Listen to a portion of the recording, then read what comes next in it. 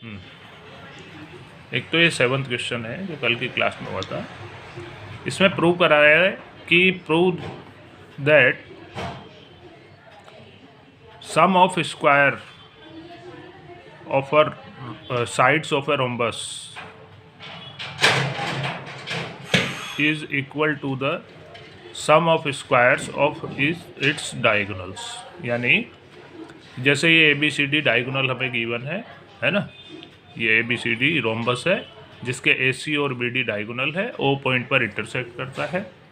तो हमें प्रूव करना है AB square plus BC square plus CD square plus AD square, चारों साइड के स्क्वायर का सम, दोनों diagonal AC square plus BD square के सम। ठीक है, क्योंकि ABCD रोम्बस है जिसके दोनों डायगोनल एक दूसरे पर परपेंडिकुलर होते हैं और बाइसेक्ट भी करते हैं, इसलिए चारों साइड इक्वल है ही सही, दोनों डायगोनल एक दूसरे को 90 डिग्री पे बाइसेक्ट करते हैं, है ना। इसलिए OA is equals to OC और OB is equals to OD, है ना। OA is equals to OC, OB is equals to OD।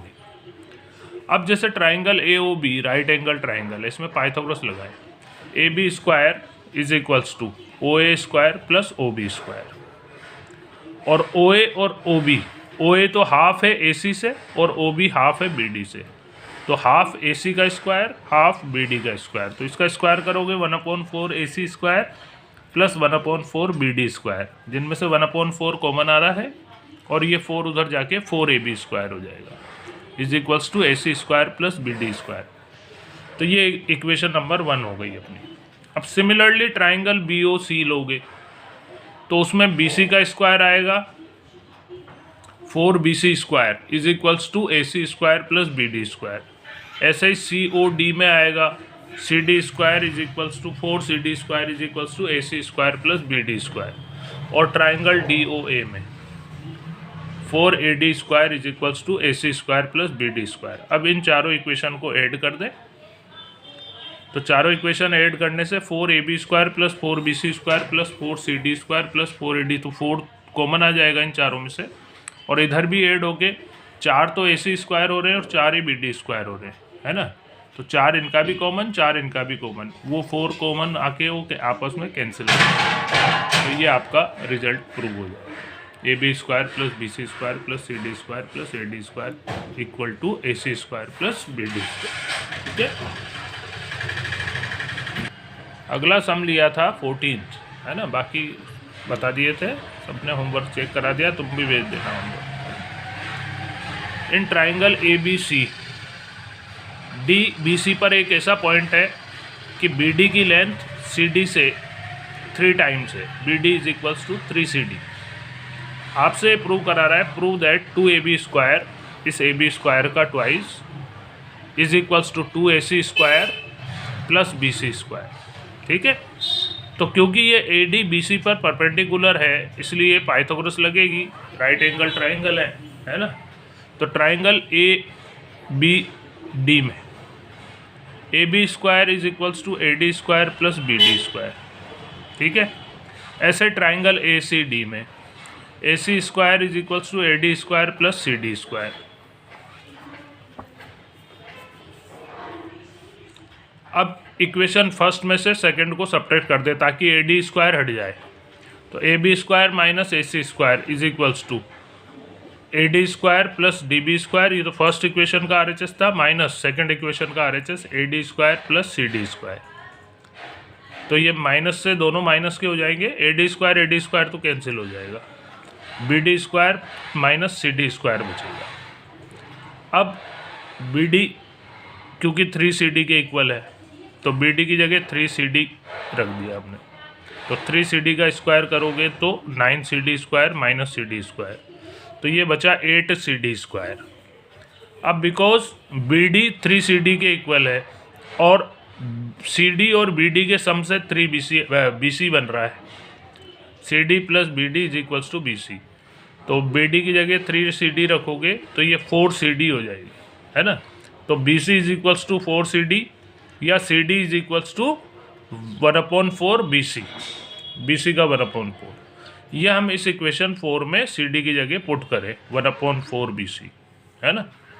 तो A B square minus A C square is equals to 8 into 1/4 B C का square. 1/4 का square करोगे 1/16 B C square.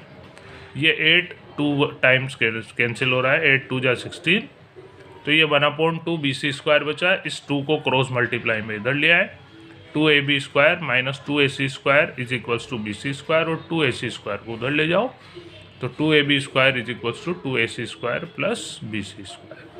ये आपका एक question ये प्रूव हुआ। एक ये लास्ट 15 क्वेश्चन करवाया था कि एक equilateral triangle A B C है जिसमें बी सी पर एक पॉइंट है D, such that B D is equals to 1/3 of B C.